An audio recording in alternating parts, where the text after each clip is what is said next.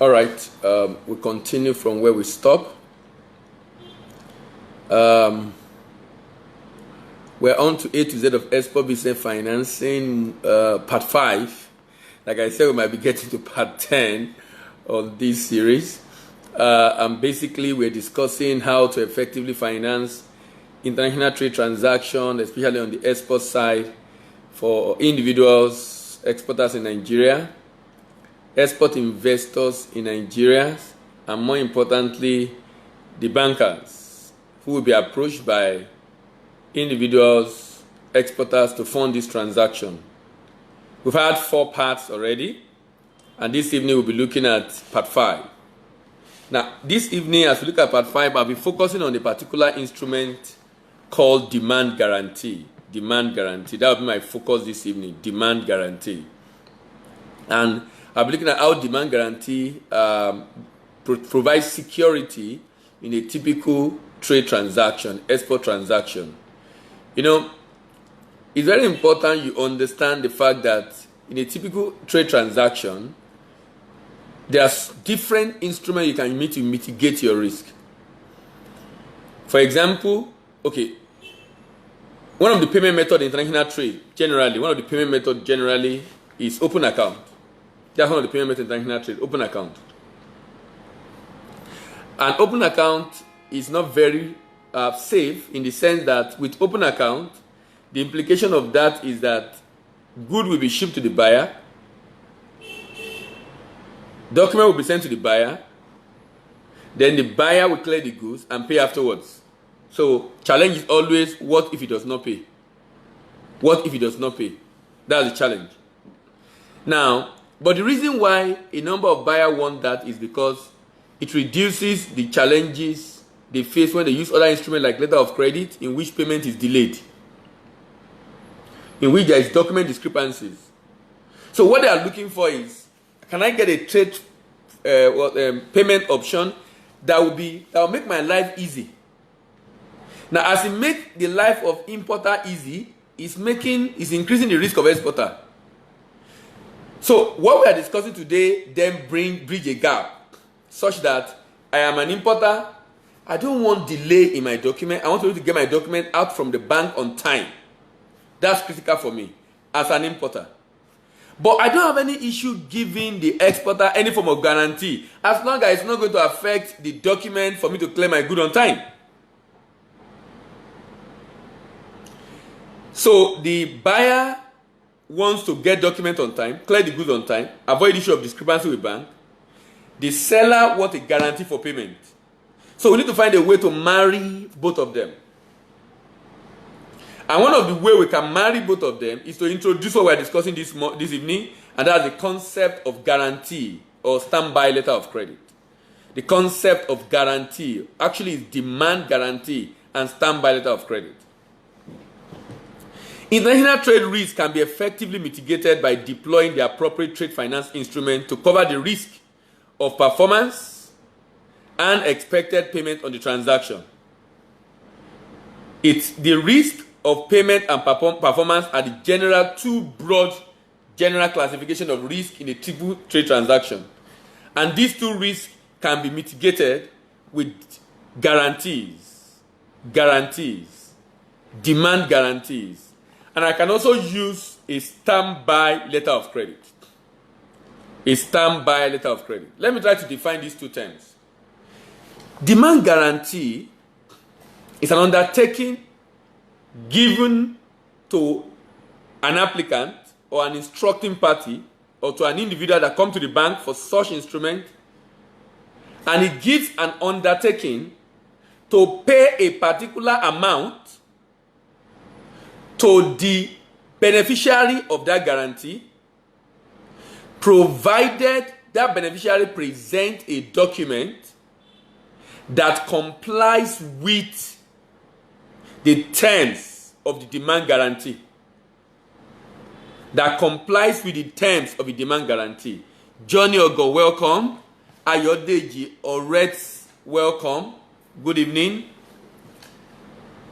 So, a demand guarantee is an instrument issued based on an application of an applicant or an instructing party which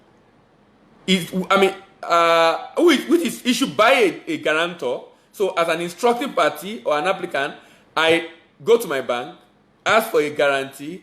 They will issue it on my behalf, but in favor of a beneficiary. The issuer is called the guarantor. The beneficiary, the person that is to be paid if anything happens, is the beneficiary. And it's an undertaking to pay a particular amount. That amount has a maximum ceiling. That amount will be paid based on presentation of documents. Presentation of documents that comply with the terms of that guarantee. Now let's talk about standby letter of credit. If you know letter of credit, a standby letter of credit is a type of letter of credit, but it's a letter of credit standing by, waiting for the day of default. That's the way I like to define it. Standing by, waiting for the day of default. Just like guarantee, a standby is given, undertaking to pay also an amount if document presented comply with the terms of the standby letter of credit. But in both cases, the beneficiary will be requesting for that payment if the applicant defaulted on the agreed terms. If the applicant defaulted on the agreed terms. Let's look at it in open account. Remember when I talk about open account, the open account is a situation where I am an exporter in Nigeria. I want to ship my good to UK, to China, to US. I ship the goods to the buyer. I send document to the buyer. The buyer clear the goods and pay me afterwards, 30 days, 60 days afterwards. Now that risk, that's a risk. That risk is a major risk, and it's a risk of non-payment, default in payment. Now, as an exporter, I now told the buyer that, look, I'm not comfortable with this payment method. Can we use a payment guarantee, a type of guarantee called a payment guarantee, a type of standby called a commercial standby or payment standby that will guarantee that you will pay me, provided I ship the goods. So in this case, the importer will be the applicant. The bank of the importer who will be paying the exporter will be the guarantor. And the exporter will be the beneficiary. So the importer applied to his bank, please issue a commercial standby, please issue a payment guarantee in favor of my exporter, stating that I will pay him within 30 days after his shipment. If I don't pay, he's free to place a demand on the bank that issued the instrument and say, look, your customer have refused to pay me for my shipment as agreed. He has given me a guarantee from you saying you have agreed to pay. Please go ahead and pay me. The bank has given undertaking, so the bank naturally just pay. But for the bank to give that undertaking, it will have protect itself. The importer will have make a provision for the bank to protect itself. Now, what I've just described to you now is solving major problem in international trade. You know, during the financial crisis, 2008, 2009, that's the global financial crisis, a number of businesses lost money all over the world. Trade deep. Why? A lot of trade in the world are done on open account. As a matter of fact, more than 80% of trade transactions in the world are done on open account. So that means the chance that you will get open account request is high. Ship the goods, send me document, I clear the goods, I pay you afterwards. There's nothing wrong with it if you are dealing with a credible person. There's everything wrong with it if you are dealing with someone that is fraudulent. But because of the global financial crisis, a number of hitherto credible people, a number of companies who were doing very well before began to have cash flow challenges. And they were unable to pay. Adesina Adewale, thank you very much for joining. You're welcome. They were unable to pay. Now, what is that doing? That is basically going to make the exporter who has shipped an open account to be left exposed at the mercy of the buyer. A lot of company lost money. A lot of company lost money. So you know what happened? The usage of guarantee and standby since that time has been on the increase. People are now saying, okay, I don't mind doing open account with you as long as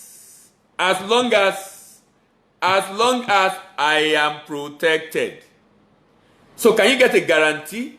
Can you get a standby at the back that can protect me so that I can still do the open account, so that you won't have to worry at all. You won't have to worry at all about the payment. You're not worrying about the payment. You're not worrying about any issue. Because there is a guarantee. On the part of the importer, is okay, no delay in documents.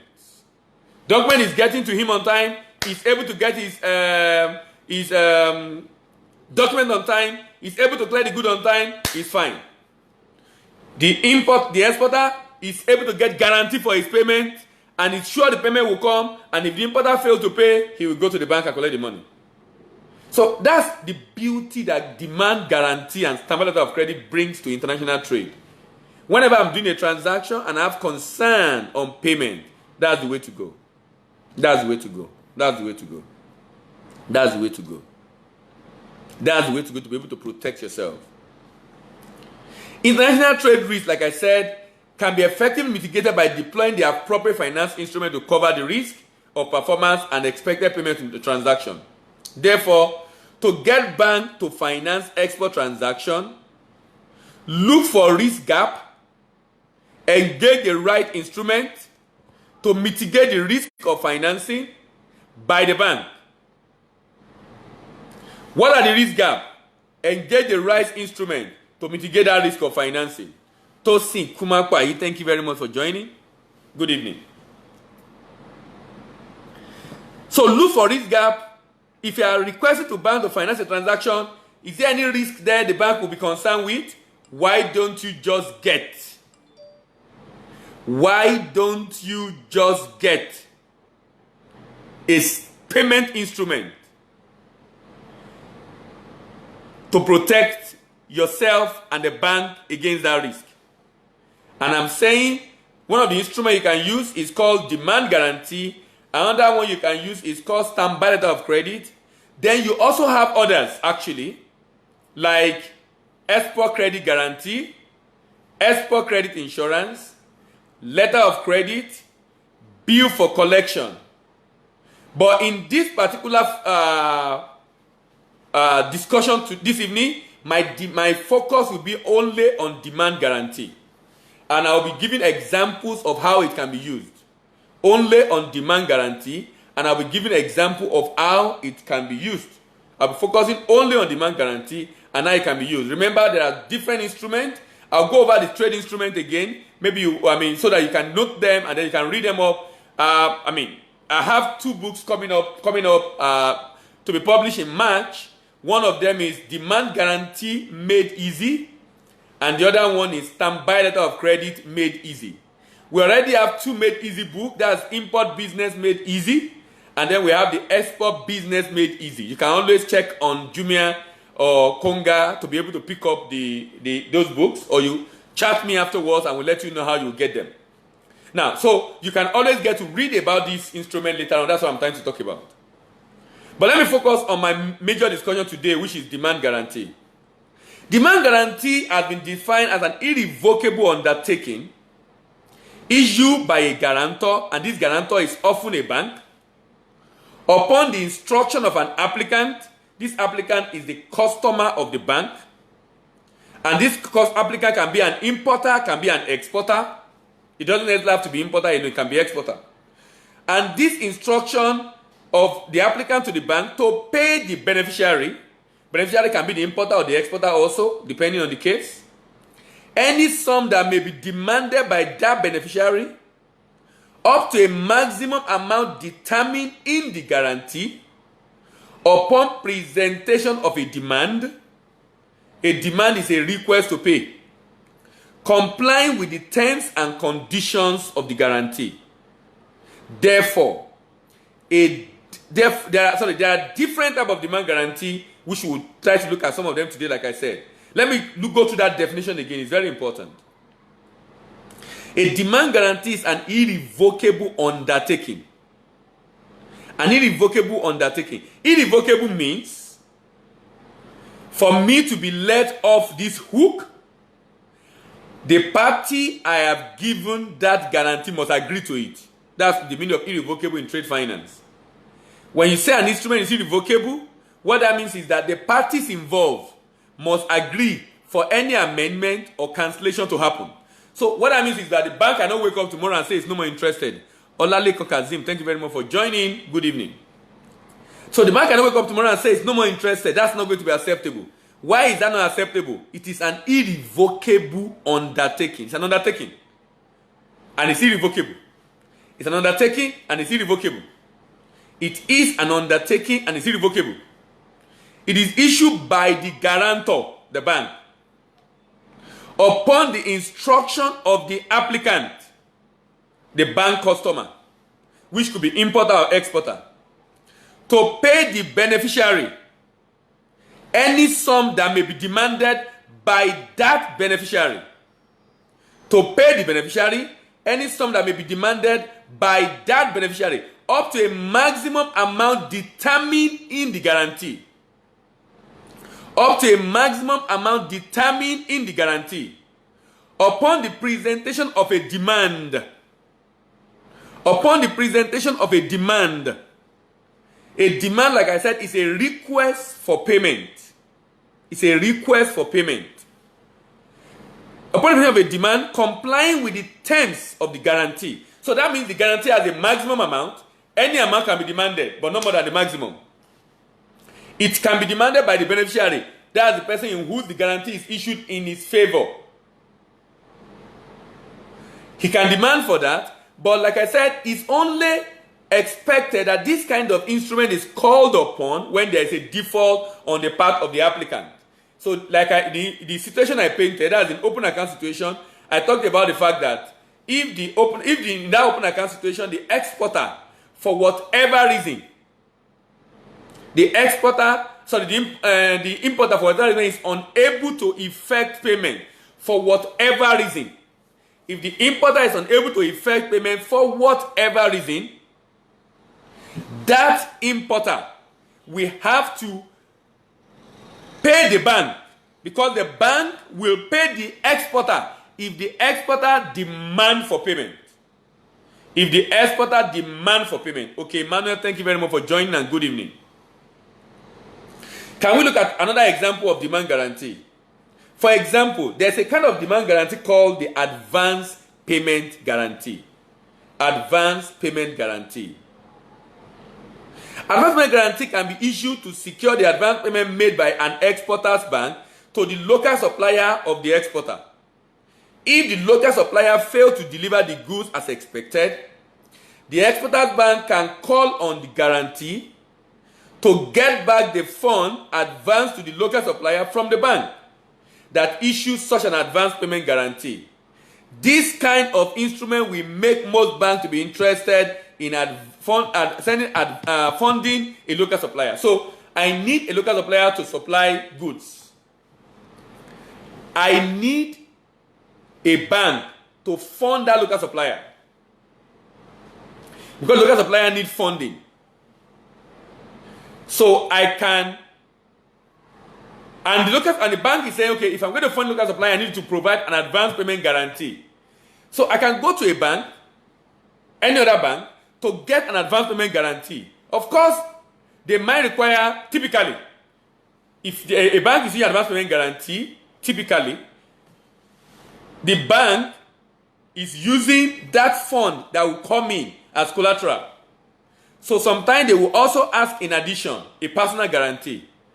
Sometimes they will ask in addition an insurance bond. Some bank can actually ask for maybe another collateral, but one form of covering or the other. But the whole idea here is this: that exporter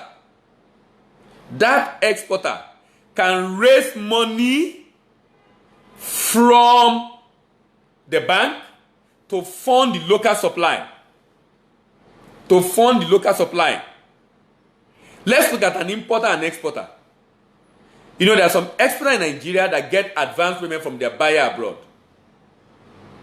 So that buyer might say that, okay, I'm going to give you advance, but for you to give you advance, give me an advance payment guarantee so that when I've given you the advance payment ahead of shipment, you don't tell me tomorrow that you are not able to ship. Laide Oyerinde, thank you very much for joining and good evening. Pastor Obeid Obaji, thank you very much for joining and good evening. So that he won't say he has not you won't be telling the importer stories that you are not able to ship. So it becomes a way of protecting him. It becomes a way of protecting him. By him now protecting the importer who is giving you money ahead. Your bank is giving a guarantee. In that arrangement, you, the exporter, are the applicant. Sorry, you, the exporter, yes. You, the exporter, are the applicant. Your bank is the guarantor, and the importer is the beneficiary. Because the importer is the one that is making the fund available, and is the one that will call on that guarantee if payment is not effected. So, you can also use payment guarantee locally. Payment guarantee. I have a local supplier who is to supply me a product. I am not sure if this guy can supply. He is willing to deliver the goods to me. But he needs also to be sure I will pay him. To reach a compromise, I go to my bank, give that money to my bank. My bank will issue a payment guarantee in favor of the local supplier. On the strength of the payment guarantee issued in favor of the local supplier delivers goods to me. If upon delivery, quality confirmed, quantity confirmed, I fail to pay him, he'll go to my bank and get the payment. With this payment instrument, you can then easily fund an export transaction. So I talk about an advance payment guarantee issued by a bank in favor, issued by an exporter through a bank in favor of another bank who will be funding the local supplier. If the local supplier fails to deliver the good as expected, the exporter's bank can call on the guarantee to get back the fund advanced to the local supplier from the bank that issued that advance payment guarantee. This kind of instrument will make most banks to be interested in advancing funds. In some cases, the type of guarantee is performance guarantee. Performance guarantee. So, for example, you want a secure payment method from a buyer from abroad. For this buyer to give you a secure payment method like letter of credit, he will incur cost with his own bank. The cost is incurring with his own bank. He wants to transfer that cost to you. Both the interest is paying if he's using a loan from the bank, and the commission is going to pay to the bank to give you a letter of credit. So he can say, okay, look, I'll give you a letter of credit, but you are going to pay me 5% if you fail to ship. You know why? He will have paid interest to the bank. He will have paid commission to the bank. Those funds are non-refundable because the bank has used those funds to issue a letter of credit for 30 days. Cost has been incurred. Commission cost has been incurred. All this going to the bank.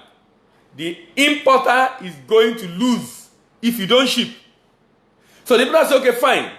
I will give you the letter of credit, but please tell your bank to give me a performance guarantee valued at 5% of the letter of credit I'm giving you. If at the end of 60 days you are unable to ship as stipulated on the letter of credit, I just called.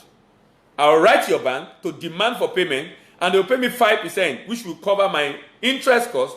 It will also cover my commission I'll pay to the bank because you as an exporter failed to pay and failed to ship. So in some cases, the type of guarantee can be performance guarantee, especially when payment method is secure and expensive, like letter of credit. In this scenario, the importer requests that the exporter issue a performance guarantee to cover the cost of issuing a letter of credit. Upon receipt of performance guarantee from the exporter's bank, the importer's bank issue a letter of credit in favor of the exporter.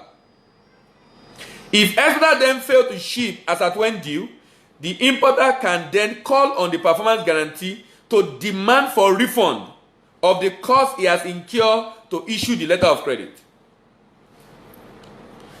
That way, he's comfortable.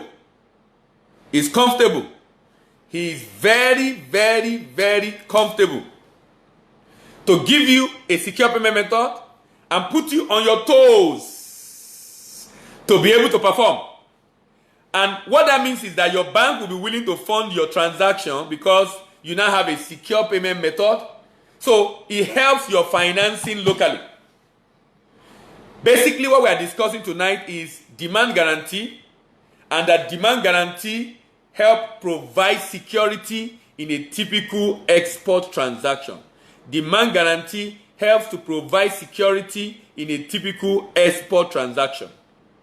So the next time you are trying to do a trade transaction and there's a risk that the bank is looking at and there's no way to be able to cover that risk, think of guarantee. Think of standby letter of credit. Thank you very much for listening again today. We are still discussing the series A to Z of export business financing. I have so far done part 1 to part 5. Tomorrow we'll be starting a little bit late. Instead of 8 a.m. we will be starting around 8:30 or 9. But you get notification as usual when I come up. But definitely on or before 9 tomorrow, I should be up. Because I have a session very early in the morning somewhere. However, we will still be up tomorrow and we'll be talking about A to Z of export business financing part 6. Like I said, this might be up to part 10. If you want to get the previous edition of this conversation, just go to my timeline, scroll down, you'll be able to find it there. We've done part 1, 2, 3. Today is 5, and tomorrow morning we'll be looking at part 6. Thank you very much for listening again, for connecting with us this evening. My name is Remendela Imibo, and this is Import Export Platform Facebook Live from 3T Impest Trade Academy. Bye for now, and good evening.